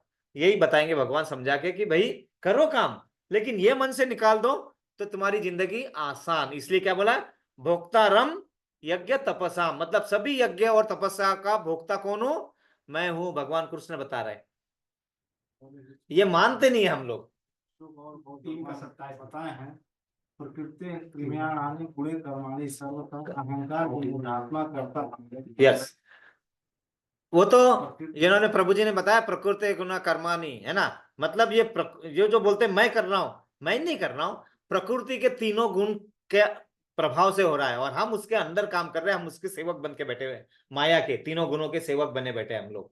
हम अपने खुद भी नहीं कर रहे अपने मन से, हम तीनों गुणों के दास बन गए, जबकि हमें दास बनना चाहिए किसका? जिनने हमें लाया। हम किसका दास बन गए? जो हमें नचा रहे हैं यहाँ पे, है ना, अच्छा दिखा रहे हैं, देख सोना सोना सोना, हम उसका दास बने बैठे हैं। कार्य करना है, लेकिन वो उस बंधन से मुक्त होना है। जेल में रहे जिंदगी भर, कोई जेल में जाया हुआ कैदी चाहता है जिंदगी भर जेल में रहे? वो चाहता है कि मैं जल्दी बाहर आऊं। कैसे जल्दी बाहर आता है? अच्छे कार्य करता है, तो जेलर बोलता है अरे इसने बहुत अच्छे कार्य किए, 2 साल पहले निकाल दो इसको बाहर, पहला। या फिर उसने पूरी जेल की सजा काट लेना है ना, पूरा समय उसने अपना।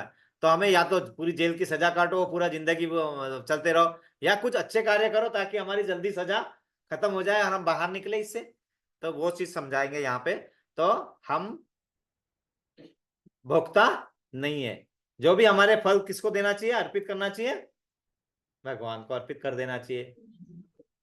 भोक्ताराम यज्ञ तपसाम सर्वलोक महेश्वरम, क्योंकि वो सर्वलोकों के क्या है? महेश है। सर्वलोक, पाताल लोक, तलातल, धरातल वतातल, जो भी लोक है, पूरे लोक, स्वर्ग लोक, नरक लोक, सब तीनों लोकों के स्वामी है। सुहृदय सर्वभूतानाम, मतलब तुम्हारे हृदय में मैं बैठ के तुम्हें जो लगने वाली कठिनाई या परेशानी, और वो उसको भी मैं ही सहायता कर रहा हूं, मैं ही परमिटर हूं, मतलब मैं ही तुम्हें क्या कर रहा हूं, जो भी कार्य तुम करना चाहते हो ना, तुम्हारे मन में आता है, उसकी परमिशन कौन देता है? परमात्मा रूप में बैठा हूं, मैं ही परमिटर हूं। जो तुम्हारी लाइफ जो चल रही है, मेंटेन कौन कर रहा है? कौन इसको चला रहा है? मैं, विष्णु के रूप में। मेंटेनर भी मैं हूं। ये सब बताते हैं। और ज्ञात्वा माम शांति मृच्छति, मतलब ये जो सब जान लेता है उसी को शांति की प्राप्ति होती है। हम लोग शांति के खोज में जा रहे हैं और यही सच चीज नहीं मानते। शांति मिलेगी? अशांति मिलेगी, अशांति, और वही हमारे लिए दुख का कारण है। इसीलिए हमारा क्या है, मन भटकते ही रहता है, भटकते रहता है, भटकते रहता है ना। तो ये है शुरुआत चैप्टर की। ठीक है, तो हम अभी बढ़ते हैं, हम 5वां अध्याय, हम ये था हमारा श्लोका नंबर 1, श्लोका नंबर 5वें अध्याय का। अर्जुन उवाच संन्यासं कर्मणाम कृष्ण पुनर्योगं च संशसि यश्रेय यत रोके यत योरेकम्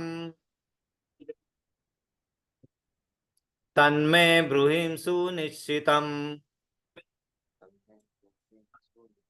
इसका अर्थ है अर्जुन उवाच, अर्जुन ने कहा, संन्यासम संन्यास कर्म नाम संपूर्ण कर्मों के, कृष्ण हे कृष्ण, पुनः फिर, योगम भक्ति च भी, शशंसी प्रशंसा करते हो, यत जो, श्रेय अधिक लाभप्रद है, यत इन दोनों में, एकम एक, तत एव में मेरे लिए, ब्रूहि कहिए, सुनिश्चितम निश्चित रूप से। इसका अर्थ क्या है? अर्जुन ने कहा, हे कृष्ण, पहले आप मुझसे कर्म त्यागने के लिए कहते हैं, बोला था ना, ये त्याग दो।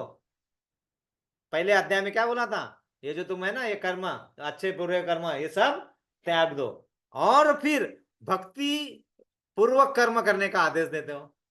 पहले बोला त्याग दो, अब बोलते भक्ति रूपक कर्म करो। अब मैं करूं क्या? त्याग दो, संन्यास ले लूं, या कर्म करूं? क्या करूं? अब मैं कंफ्यूज हूं।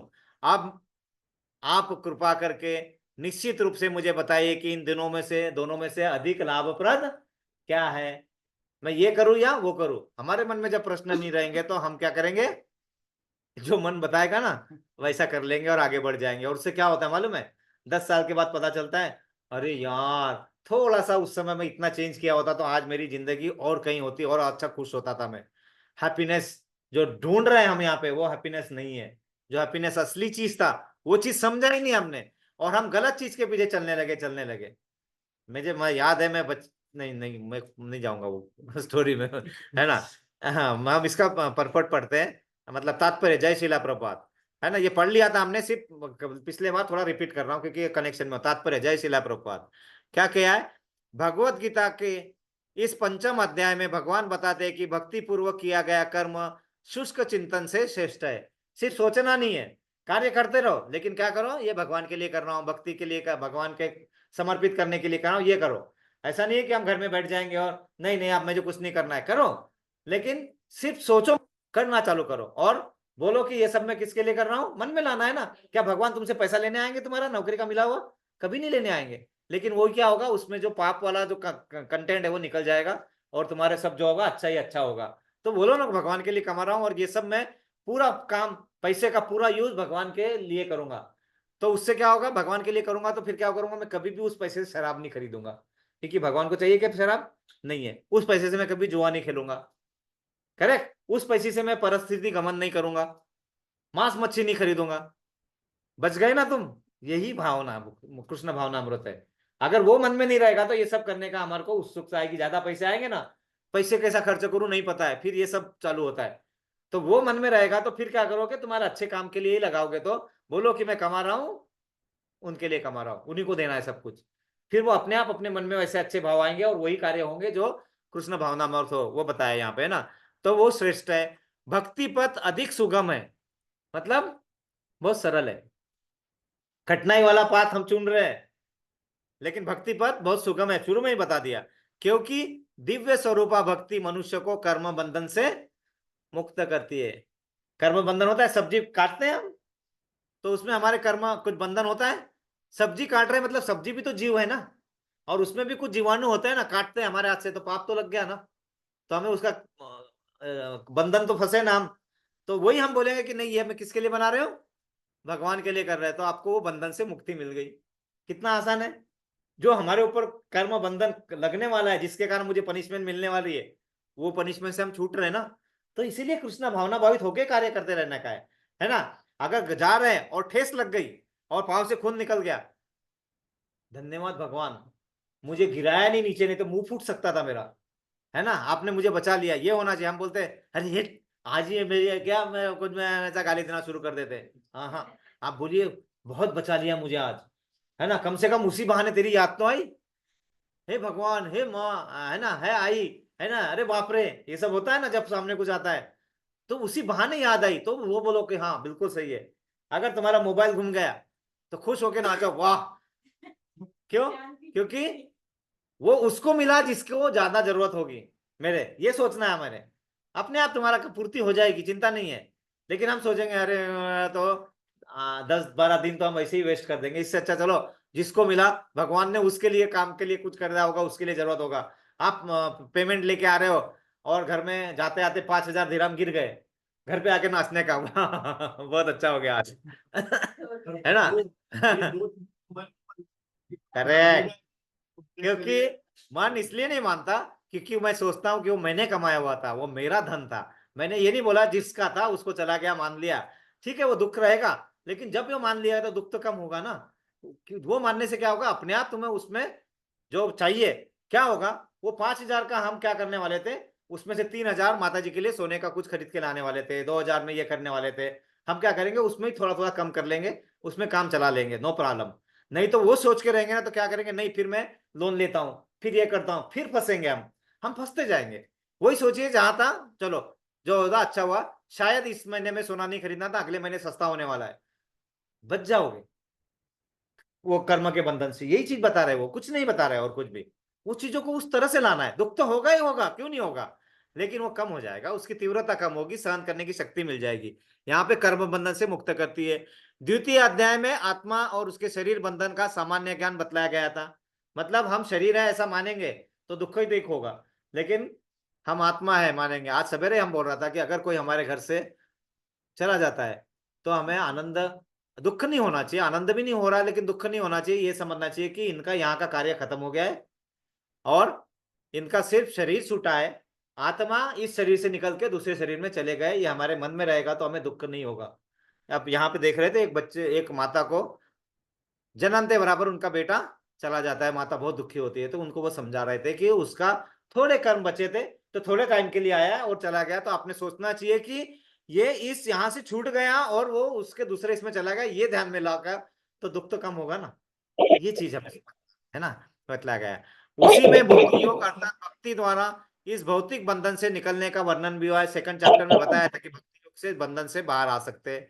तृतीय अध्याय में बताया गया था कि ज्ञानी से कोई कार्य नहीं करने पड़ते, सॉरी, ज्ञानी को कोई कार्य नहीं करने पड़ते। ज्ञानी मतलब कौन, जो सही में ज्ञानी है, जिसने ज्ञान अर्जित किया है और वो ज्ञान सबको अर्जित कर रहा है ब्राह्मण के रूप में। और फिर क्या होता है, फिर वो दीक्षा से अपना ग्रह कार्य मतलब ये चला सकता है, तो उसको कोई कार्य करने की जरूरत नहीं। लेकिन हम ज्ञानी नहीं हो सकते क्योंकि हमारे पास वो बचा है क्या उतना शक्ति, इतने हम उपनिषद 108 उपनिषद 18 पुराण पढ़ने की सोच भी सकते हैं क्या, सोचेंगे तो भी नींद आ जाएगी, है ना। करने का तो बात ही अलग है ना, कर ही नहीं सकते। पढ़ भी लिया तो क्या हमें समझ में आने वाला है क्या, नहीं। तो बोलते हैं ज्ञानी और वो हमारे बस की बात नहीं है। लेकिन हाँ अगर आप कर सकते हो तो जरूर करो, जरूर करो। कपिल मुनि जैसे अगर आप बन सकते हो तो आप ज्ञान का अर्जन कर लो, लेकिन वो उसका भी वर्णन हुआ है। चतुर्थ अध्याय में भगवान अर्जुन को बताते हैं कि सारे यज्ञों का पर्यावसन ज्ञान में होता है। मतलब जो भी आप यज्ञ कर रहे हो, कौन से यज्ञ, आप नौकरी में जा रहे हो, यज्ञ है या नहीं है, ये काम कर रहे हो कि नहीं कर रहे हो, तो ये भी यज्ञ है। इसका सब ज्ञान में पर्यावर्सन होता है, मतलब इसका कन्वर्सन जो होता है फाइनली ज्ञान में। अगर नहीं हो रहा है तो हम अपना टाइम वेस्ट कर रहे हैं, तो ज्ञान में होता है। और चतुर्थ अध्याय के अंत में भगवान अर्जुन को सलाह दी कि यह पूर्ण ज्ञान से युक्त होकर उठ और युद्ध कर। जो तुझे ज्ञान मिला उस ज्ञान का उपयोग तो कर, ज्ञान को झोली में बंद के गंगा में बहा देगा तो कुछ फायदा उस ज्ञान का नहीं है, तो उठ और युद्ध कर।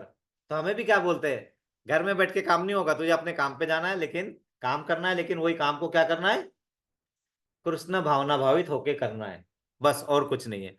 आगे क्या बोलते हैं, अतः इस प्रकार एक ही साथ भक्तिमय कर्म तथा ज्ञान युक्त कर्म की महत्ता पर बल देते हुए कृष्ण ने अर्जुन के संकल्प को भ्रमित कर दिया।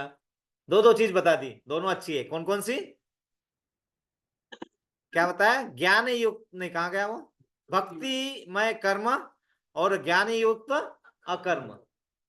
मतलब ज्ञान के द्वारा तू इस तरह कार्य कर कि तुझे उसका रिएक्शन नहीं लगना चाहिए, मतलब उसका कुछ भी अच्छे कर्म का भी तुझे कुछ फल नहीं मिलना चाहिए और बुरे का भी नहीं मिलना चाहिए, क्योंकि अच्छे कर्म के फल से तुम स्वर्ग में जाओगे, कुछ दिन बिताओगे, सोमरस लोगे, अप्सराओं के साथ रहोगे और इतना सारा धन धान्य रहेगा वहां पे कि तुम्हें भगवान की याद ही नहीं आएगी, इसलिए तुम फंस जाओगे वहां पे, है ना। तो वहां से भी वापस ही आना पड़ेगा। इमिग्रेशन तो यहीं से होने वाला है, कहां से, पृथ्वी से। गोलक धाम का इमिग्रेशन और कहीं से होने वाला नहीं है। कहीं पे भी जाओ, कितना भी समय बिताओ, आना यहीं पे पड़ने वाला है। तो भगवान बोलते जब यहीं पे आने वाला है तो क्यों नहीं अभी तुम अच्छा उसका इस्तेमाल कर लो, अभी से तुम्हारा वीजा में स्टैम्प कर देता हूँ ना, परमानेंट रेसिडेंसी दे देता हूँ, मतलब हमेशा के लिए तुझे यूएई में रहने के लिए गोल्डन वीजा नहीं प्लेटिनम वीजा दे देता हूँ 50 साल के लिए यहीं पे फ्री में, है ना। तो ये भगवान वो बता रहे हैं ना। तो अब बोलते हैं कि अब मैं ये करूं या वो करूं, दो चीज बताए ना उन्होंने, दोनों अच्छी बोला है, अब मैं कौन सा करूं, बोलता मैं कंफ्यूज हो गया हूं, बताओ। अर्जुन को इतना धैर्य था पूछने का, हमें है, हम बोल जाने दो ना, जवाहरा होने दो, चलने दो, जब तक ये मन में रहेगा तब तक हम फंसते जाएंगे। क्यों? क्योंकि संपूर्ण ज्ञान नहीं होने के क्या होगा, हमें फंसाएगा वो। अध अध जल गगरी छलकत जाए, मतलब जो आधा घड़ा होता है ना, आधा भरा के जाओगे तो अच्छे से जा पाओगे, ऐसे ऐसे ऐसे ऐसे हिलता रहेगा, उसको पूरा भर दो वजन तो बढ़ जाएगा लेकिन वो हिलेगा नहीं बाद में।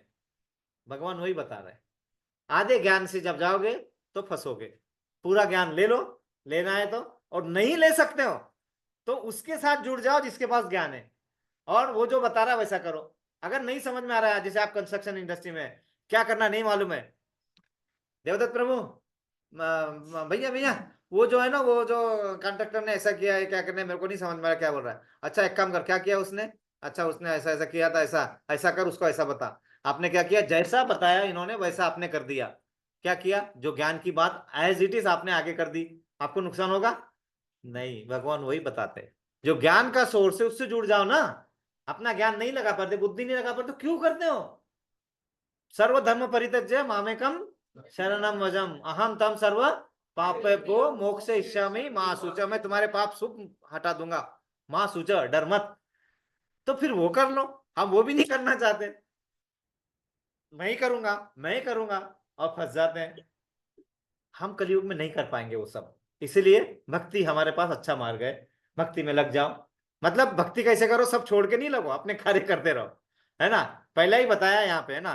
तो अब अर्जुन भ्रमित है इसलिए उसने क्वेश्चन पूछा, इसलिए क्वेश्चन बहुत पूछने अपने, है ना। आगे है, अर्जुन यह समझता है कि ज्ञानमय संसार का अर्थ है इंद्रिय कार्यों के रूप में समस्त प्रकार के कार्यकलापों का परित्याग। कर्म करने से अगर मुझ पे कोई नुकसान हो रहा है मुझे तो क्यों करूं, है ना। जैसे आप इनको फोन लगाया, है ना, देवदत्त प्रभु को फोन नहीं उठाए, फिर आपने आपके मन में जो आया वो कर दिया, उसको वैसे बता दिया, वो कॉन्ट्रैक्टर ने जैसे आपने बताया वैसा कर दिया, कुछ गड़बड़ हो गए, फिर आके बोलते मुझे पूछना चाहिए था ना क्या करना है क्या नहीं करना है, आपने मन कर लिया। तुम बोलते मैंने तो तुम्हारे अच्छे के लिए किया, वो समय की बर्बादी हो रही थी, कॉन्ट्रैक्टर बैठा रहता था, तुम्हारा पैसा फुकट में जाता था, मैंने तो तुम्हारे अच्छे के लिए किया, तुम्हारी मंशा तो अच्छी थी लेकिन उसका फल तो मिला ना तुम्हें कुछ ना कुछ, है ना। तो बोलते हैं जाने दो, अगले बार से मैं करूंगा नहीं, जब तक उनका फोन नहीं आता ना, जब तक नहीं आएंगे, वो बैठा रहे ना कितना भी साल, पैसा बर्बाद होने तो मैं नहीं करूंगा, न न रहेगा बांस न बजेगी बांसुरी, है ना। क्या ऐसा कर दूं, इससे अच्छा है ना, तो ऐसा कर दूं, परित्याग कर दूं। अर्जुन बोल रहा है सन्यास ले लेता हूं ना, क्या फालतू के नाटक कर रहे हो, है ना, इधर से उधर उधर सन्यास ले लेता हूं। भगवान क्या बोलते हैं, तो ये ऐसा अर्जुन के मन में है जैसे हमारे मन में आता है, अर्जुन के मन में जो आ रहा है ना हमारे मन में वही चलता रहता है, लेकिन हम छुपा देते हैं, तो छुपा देते हैं, अरे जान दे रहा मैं क्यों बताऊं, मुझे मूर्ख समझेंगे ये लोग, कोई मूर्ख नहीं समझेगा, क्यों, क्यों कोई मूर्ख नहीं समझेगा, क्योंकि सभी मूर्ख है सभी मूर्ख है तो वो हमें क्या समझेंगे, है ना। और सही बात है, हम सब मूर्खता के कारण ही फंसे हुए हैं ना इस यहाँ पे, करेक्ट। अगर वही अज्ञानता के बाहर आ जाए तो हम क्यों फंसे रहेंगे ना, हम तो गोलक धाम में पहुंच जाएंगे, इसलिए डरने की जरूरत नहीं है। इसीलिए माता जी जब हम कुछ बता रहे हैं ना, when we are telling anything, तो उस समय डरना नहीं कभी भी। वाई, हम डरते क्यों है, इफ आई से समथिंग, उनको अगर उससे ज्यादा मालूम है तो वो क्वेश्चन पूछे तो ये हमारे मन में आता है, ध्यान में रखने का, ये सब मूर्ख है। ये सबसे अच्छा तरीका भाषण देने का, भाषण देने के लिए जब स्टेज पे जाओगे, when you go and tell something, you have to say that this all are idiots, they don't know anything, they are going to know from me only. तो हम कभी डर नहीं आएगा, नहीं तो मन में डर आता है ना, हम सब भूल जाते हैं, डर हमें सब भुला देता है, करेक्ट कि नहीं, सब मन से निकल जाता है। उससे अच्छा क्या करना है, कभी डर नहीं रखने का मन में, बोल देने का, क्या होगा ज्यादा से ज्यादा, गलत होगा समझ में आ जाएगा, सुधार लूंगा, लेकिन वो नहीं तो डर के कारण हम बोल ही नहीं पाएंगे, क्या फायदा हुआ। ये चीज समझा रहे भगवान, ये चीज हमारे, ये प्रैक्टिकल अप्रोच है ना। तो इसलिए ये पूछते तो क्या कार्य करो का परित्याग कर दूं, लेकिन फिर क्या बोलते हैं, किंतु यदि भक्ति योग में कोई कर्म करता है तो फिर वो कर्म का किस तरह त्याग हुआ। कर्म तो कर रहा है ना, फिर वो कर्म का त्याग कैसे हुआ। भगवान ने बोला ना भक्ति में कर्म कर, वो त्याग हो जाएगा, तेरा त्याग बन जाएगा। कैसे हुआ बताओ मुझे। ऐसा नहीं है तुमने बोल दिया और मैं मान लिया। अर्जुन ने प्रश्न पूछा क्योंकि उसको यह पता था कि जब तक प्रश्न नहीं पूछेंगे ज्ञान आने वाला नहीं है। तत्विद्धि प्रणिपाते न प्रणिप्रश्नेन सेवया उपदेक्षन्ति ते ज्ञानम ज्ञानी तत्व दर्शिनम। मतलब उनके पास जाओ, किनके पास, गुरु के पास जाओ और वह उनको प्रश्न करो, उनको निसंदेह होके उनकी सेवा करो। और जब तक नहीं करोगे तब तक तुम्हें ज्ञान नहीं मिलेगा, और उनसे तुम्हें सही ज्ञान मिलेगा क्योंकि उन्हें सत्य का दर्शन हो चुका है। सत्य का दर्शन कब होगा, जब उन्होंने वो ज्ञान किसी और उस सोर्स से लिया है जो सही सोर्स था। कहीं गलत यूनिवर्सिटी से पढ़ लोगे तो आपको सही डिग्री मिलेगी नहीं। बहुत सारे होते हैं ना, वो एक यूनिवर्सिटी में गया, मुझे पढ़ना है, कितना फीस है, 1 लाख दिरहम। दूसरी यूनिवर्सिटी में जाते कितना है, 40 लाख दिरहम। तीसरी यूनिवर्सिटी में जाते अरे 20 लाख 20,000 दिरहम में ऑनलाइन सब हो जाएगा। अपन ले लेते हैं डिग्री और बाद में नौकरी करने जाते बोलते हैं डिग्री कोई फायदे की नहीं है इनवैलिड डिग्री है। हम लोग ऐसा फंस रहे। और अच्छी डिग्री 1 लाख पैसा भी देना पड़ेगा, वो लोग कठिनाई से परीक्षा भी देनी पड़ेगी। हमें कठिनाई से जाना नहीं है। हमें बोलते नियम लगा दिया हमारे ऊपर, नियम में नहीं बंधना है हमें। कोई बंधन चाहता है नहीं, लेकिन बंधन ही हमें बचाते हैं। क्यों, अगर आप गाड़ी ड्राइव करके जा रहे हैं, नियम जो बताए वो नियम को डाल दिया गड्ढे में और जा रहे हैं अपने तरफ इधर उधर, क्या होगा, थोड़ी देर में 4-5 ब्लैक पॉइंट, 8-10 मैसेजेस, ये फाइन वो फाइन, और घर पे आके देखेंगे 20,000 का फाइन लग गया है और 25 ब्लैक पॉइंट लग गए और काम खत्म हो गया। क्यों हुआ, क्योंकि तुम बंधन में नहीं रहना चाहते थे, वो रेड लाइन को देख के रुकना नहीं चाहते थे, ये येलो लाइन के इधर जाना नहीं, मतलब वो मन को बांधना नहीं चाहते थे। हम बंधन में नहीं बनते तो एक्सीडेंट होगा। दूसरे प्रकार में दाम तक तो कोई गलत काम नहीं है। करेक्ट। जब बंधन रहेगा तो सुरक्षा भी मिलेगी, ये ध्यान रखने का है। बंधन के साथ में सुरक्षा मिलती है हमें, और हम बंधन में नहीं रहना चाहते और वहां फंस जाते हैं। हाँ, अपनी सुरक्षा अपने हाथ से निकाल देते हैं। उनने बोला था कि एक है ही छोटा सा, मैं बता ही देता हूँ, है ना, बहुत फास्ट बताऊंगा लेकिन, है ना। एक युद्ध हो रहा था, कहाँ पे नहीं जानते, आज नहीं बताऊंगा नहीं बताऊंगा, आज नहीं बताऊंगा क्योंकि ये कंप्लीट करना है, वो बाद में आएंगे, थोड़ी देर में देखते हैं। हाँ, तो समझ में आ रहा है ना ये चीज, बंधन में नहीं फंसना ऐसा सोचते हम, कर्म बंधन में नहीं फंसना है, लेकिन जो रूल बनाए गए हैं वो रूल को हमारे ऊपर बर्डन समझना, बंधन समझना गलत बात है, क्योंकि हम अपनी सुरक्षा खुद ही हटा लेते हैं। सबसे अच्छा उदाहरण रामायण में बताया गया था लक्ष्मण रेखा। चलो वो तथाकथित हो कुछ भी हो, लेकिन हमारे समझने के लिए तो है ना। लक्ष्मण रेखा खींची थी, सीता मैया को बताया था कि लक्ष्मण रेखा के बाहर मत जाइए, बस उसके बाद में कुछ नहीं होगा। हमारे जीवन में ऐसी लक्ष्मण रेखा खींची होती है हमारे माता पिता ने कि ये मत कर, मोबाइल मत देखे। हमें क्या लगता है ये क्या नाटक कर रहे हैं फालतू का, है ना, फालतू हमें क्यों अपने बंधन में फंसा रहे, है ना। तो क्या करते हैं हम, अपने लिए सेफ्टी जो था वो सेफ्टी हटा देते हैं, सेफ्टी में छेद कर देते हैं, और छेद करने से क्या होगा, धीरे धीरे लीक हो जाएगा सब कुछ। सब कुछ सभी के लिए है, वो भी करते हैं। Yeah. So what we do, whatever rules and regulation put for ourselves, we feel that they are the burden for us. And because of that, let us say our parents are asking us not to use mobile for longer period. We feel like it is a burden on us. But because of that, what will happen? Our mind is getting illusion, and our capacity of the mind reduces धीरे धीरे. तो whatever time we put in studying, वो हमें बाद में we have to put 8 hours to study that. वो 8 घंटा पढ़ना पड़ेगा जो हमें 2 घंटे में पढ़ सकते थे। क्या किया, क्यों किया हमने? Why our neurons we torture them. हमारे न्यूरॉन्स होते हैं ना माइंड में, हमने टॉर्चर किया जाता। करो मोबाइल, करो थोड़ा देर तक करके बाद में छोड़ दो। जितना मोर यू टॉर्चर, वो न्यूरॉन उतने पंचर हो जाएंगे, फिर वो विल दे भी है ना capacity to do any work, नहीं, तो हम खुद अपने न्यूरॉन को बेहोश कर रहे हैं, हम खुद कर रहे हैं। सो थोड़ा बंधन, द रेगुलेशन इज इम्पॉर्टेंट, नहीं तो हम भटक जाते हैं। तो जैसा यहाँ पे बताया, दूसरे शब्दों में वह क्या सोचता है कि ज्ञानमय सन्यास को भी प्रकार के कार्यों से मुक्त होना चाहिए, क्योंकि उसे कर्म तथा ज्ञान असंगत से लगते हैं। उसे कंफ्यूजन है कर्म और ज्ञान, मतलब उसे ऑलमोस्ट सिमिलर सा लग रहा है, जबकि भगवान समझा देंगे कर्म ज्ञान के साथ जोड़ के करेगा तो वो कर्म तू भक्ति कृष्णमय भक्तिमय करके करेगा, कृष्ण करके करेगा, तो तू बंधन में नहीं फंसेगा। जबकि यहाँ अर्जुन कंफ्यूज है। अब वो कंफ्यूजन निकालेंगे अगले श्लोक से, लेकिन उन्हें प्रश्न पूछा है। और ऐसा क्या लगता है, ऐसा लगता है कि वह नहीं समझ पाया कि ज्ञान के साथ किया गया कर्म बंधनकारी न होने के कारण अकर्म के ही तुल्य है। मतलब किस कैसे, ज्ञान के साथ ये जो काम कर रहे हैं उसका ज्ञान होना चाहिए कि ये कार्य करने से मुझे क्या होने वाला है और इसका फल मुझे क्या समर्पित किसको करना है। ये ज्ञान अगर तुम्हारे पास है तो तुम्हें उसका बंधन नहीं होगा, वो समझा है यहाँ पे। अतएव वो पूछता है कि इस प्रकार के सर्व कर्म त्याग दे या पूर्ण ज्ञान से युक्त होकर कर्म करे। ये प्रश्न अभी हमारे सामने है, इसका उत्तर हम अगले बार देखेंगे। ठीक है, सबको समझ में आया? ये थोड़ा रिपीट किया क्योंकि बीच में 2 हफ्ते हमारा गैप आ गया था, है ना। अगली बार से हम थोड़ा फास्ट चलेंगे अभी, लेकिन ये समझ में आया, ये प्रश्न हमारे मन में आना चाहिए। आज हमारा हम 3 मिनट का कुछ कार्य करने वाले हैं, 3 मिनट। प्रभु जी माता जी ऑनलाइन सभी को अभी 3 मिनट के लिए सभी अपने अपने हाथ के कार्य, खाना खा रहे हैं, मोबाइल देख रहे हैं, कोई या और किसी कार्य में लगे हुए हैं, तो 3 मिनट के लिए सब थोड़े छोड़ दिए, सिर्फ 3 मिनट के लिए।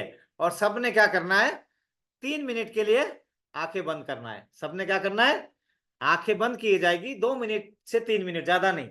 और जैसे जैसे मैं बताऊंगा वो पिक्चर अपने मन में लाना है ना, ऐसा ऐसा वो मन में लाना है, 3 मिनट तक हमने करना है ना। ठीक है, करेंगे 3 मिनट के लिए। तो सब लोग अभी आंखें बंद करेंगे, will close your eyes and just here that, वो ऐसे कान से सुनना है। Okay, Hare Krishna, all close your eyes, आंख बंद करना है। और आप देखिए, आप सोचिए,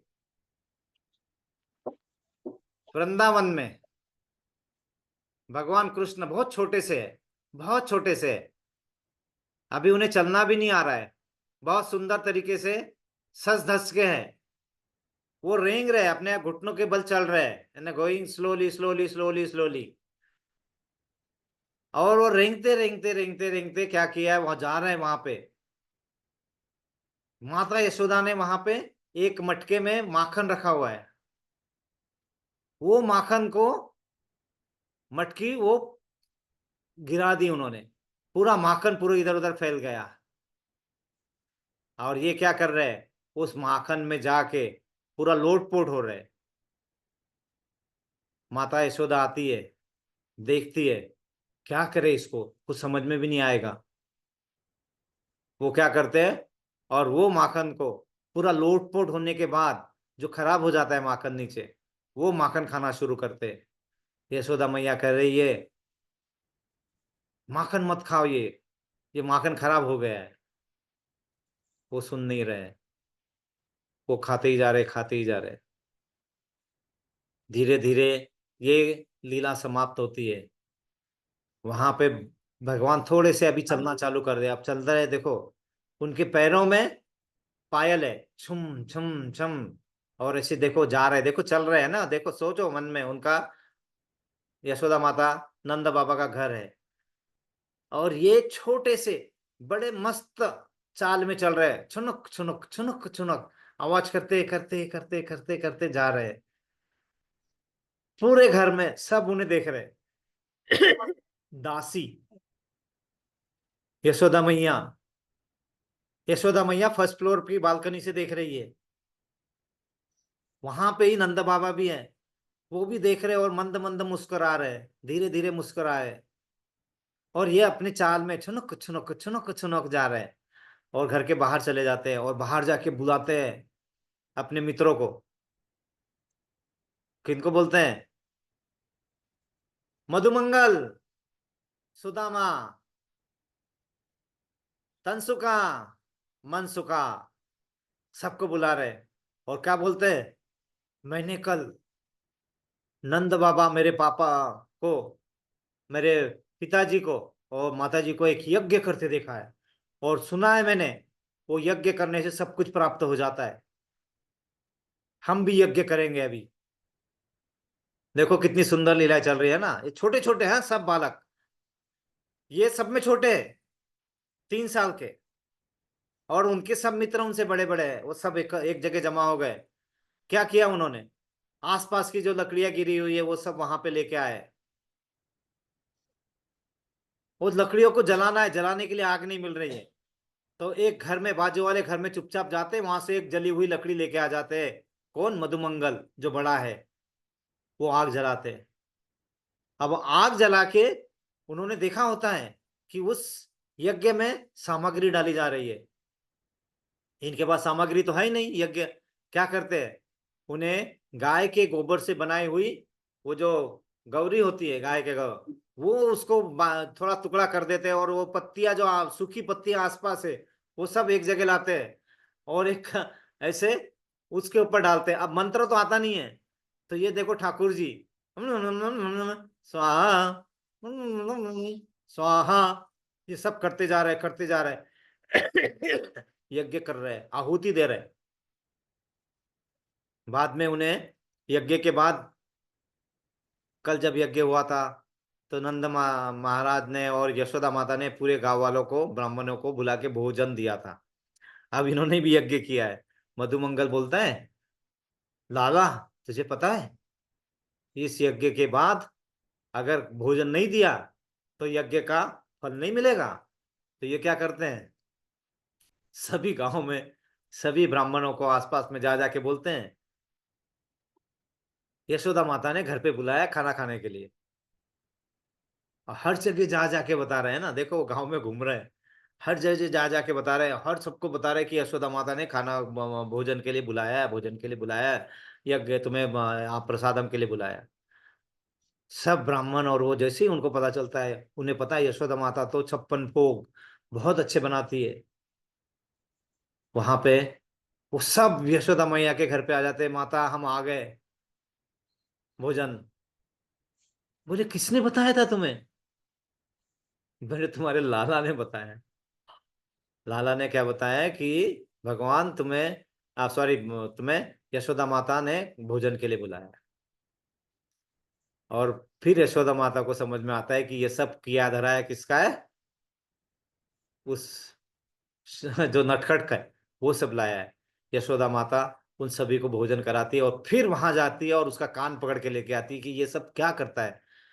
बोले यशोदा माता, ये लोगों को कुछ समझ में ही नहीं आता है माता, मैंने तो झूठ मूठ का यज्ञ किया था, और झूठ मूठ में उनको बताया था कि तुम्हें भोजन के लिए बुलाया, वो सही मान के आ गए, इसमें मेरी क्या गलती है, मेरी कोई गलती नहीं है, ये सब उन्हीं की गलती है। ये ऐसी लीलाएं करते हैं, लेकिन इन लीलाओं का आनंद वहां पे सब आनंद लेते रहते हैं।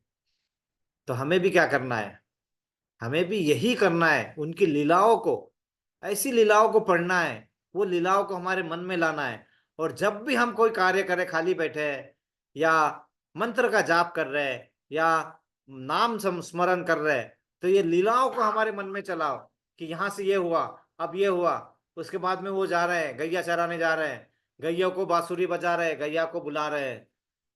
वहां पे एक पेड़ है, कदम का पेड़, उसके ऊपर बैठ के सबको बुला रहे, तनसुका मनसुका आओ, ये यशोदा माता ने बहुत सारा खाना दिया है, आप भी आओ अपना सब खाना, हम सब मिलके खाना खाएंगे।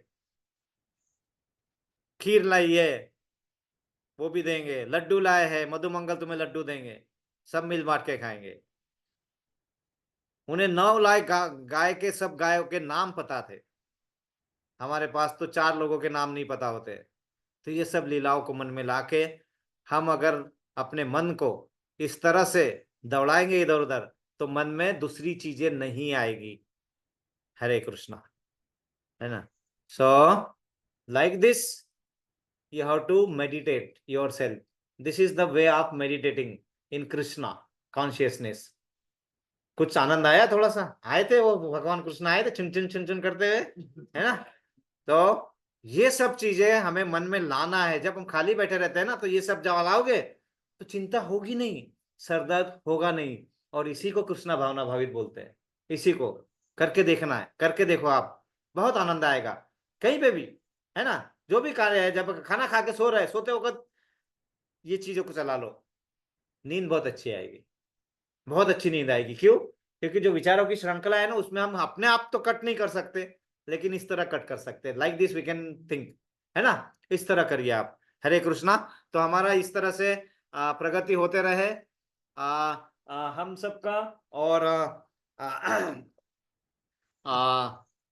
सबके लिए प्रेयर करेंगे, लेकिन कुछ प्रेयर से आई बाबूजी, मतलब मेरे माता पिता, उनका अभी 60 मैरिज एनिवर्सरी हुआ है। 60th मैंने 60 मैंने एनिवर्सरी अभी हुआ है। हम 60 साल जीने के लिए सोच रहे हैं। इनका 60 साल, ये मैरिज एनिवर्सरी को 60 साल हो गए उनको अभी। ये अभी हुआ 2 दिन पहले। तो उनको आध्यात्मिक जगत में और प्रगति मिले, अच्छा कर पाए उनको, और भौतिक जगत में उनकी स्वास्थ्य अच्छा रहे, उसके लिए प्रेयर करेंगे, ताकि और आगे बढ़े और सबको प्रेरित करे। और वो वैसे ही हम सभी के लिए आध्यात्मिक जगत में हम और प्रेरणा हमें अच्छा मिले। अन्नू मेरी छोटी सिस्टर है, जिनका नाम गीता है, स्वास्थ्य का प्लस माइनस चलता रहता है, उनके लिए प्रेयर करेंगे। दुलाल प्रभु की दादी माँ के लिए प्रेयर आज बहुत जरूरी है। वो उनकी प्रकृति बहुत ही थोड़ी नीचे है, तो वो बोल रहे थे कि वो मतलब हमें इस शरीर से उनका देह त्याग हो सकता है कभी कुछ दिनों में। तो उनको अच्छे तरीके से, उनके आत्मा शांति अच्छी बनी रहे, अगर वो जाएंगे तो बाद में, है ना? और शामली माता जी वहां पे है, उनका भी बहुत थोड़ा तकलीफ चल रहा है, उनके जो डायलिसिस के इसमें थोड़ा इश्यू चल रहा है। और पार्थ, उसका आध्यात्मिक प्रगति हो, ताकि उधर हो, सभी के आध्यात्मिक प्रगति हो हमारे, है ना? सबकी वैशाली माता जी है, उनको भी कुछ तकलीफ कंधों उंधों में होती रहती है, ताकि हमारा ध्यान कहाँ पे रहे? भक्ति में रहे, ना कि दुखों में रहे। हाँ, अभी पायल माता जी जो भी गिरे, उनके घुटनों में थोड़ा सा अभी हुआ है, तो शक्ति मिले प्रभु। हाँ, नहीं नहीं, हाँ, प्रभु आपका नाम अभय। वाह, अभय, अभय नरसिंह देव भगवान की जय। अभय बोलते हैं बराबर नरसिंह देव भगवान की याद आना चाहिए, अभय प्रदान करते हैं। तो इनको भी जल्दी से जल्दी भौतिक वृद्धि हो, ताकि आध्यात्मिक इसमें और अच्छे से जुड़ पाए जल्दी से। तो सभी के लिए भौतिक वृद्धि हो और आध्यात्म में जुड़ पाए, वो उसका भौतिक का तरह से आध्यात्मिक की तरफ जाने का मार्ग आसान हो जाए। इसलिए हम सबके लिए 3 बार प्रेयर करेंगे। हरे कृष्णा, हरे कृष्णा, कृष्णा कृष्णा, हरे हरे, हरे राम, हरे राम, राम राम, हरे हरे, हरे कृष्णा, कृष्णा कृष्णा, हरे हरे, हरे राम, राम राम, हरे हरे, हरे कृष्णा, कृष्णा कृष्णा, हरे हरे, हरे राम, राम राम, हरे हरे। हमारे ऊपर प्रभुपाद जी की कृपा बनी रहे। प्रभुपाद जी के लिए हम 3 बार प्रेयर करेंगे। हरे कृष्णा, कृष्णा कृष्णा, हरे हरे, हरे राम, राम राम, हरे हरे, हरे कृष्णा, कृष्णा कृष्णा, हरे हरे, हरे राम, राम राम, हरे हरे, हरे कृष्णा, कृष्णा कृष्णा, हरे हरे, हरे राम, राम राम, हरे हरे। वाञ्छा कल्पतरुभ्यश्च कृपा सिन्धुभैव च पतितानां पावनेभ्यो वैष्णवेभ्यो नमो नमः। अनंत कोटि वैष्णवंद की जय, गुरुदेव की जय, श्रील प्रभुपाद की जय, निताई गौर प्रेमानंदे, हरि हरि बोल। सभी एकत्रित भक्तों की जय जयकार हो। हरे कृष्णा। सर्व एकत्रित भक्तांचा जय जयकार असो। Hare Krishna. All glories to assembled devotees, Hare Krishna. Shri Guru और श्री गौरांग की जय जयकार हो। हरे कृष्णा। जय श्रीला प्रभुपाद। हरे कृष्णा। तो इस तरह आप सभी का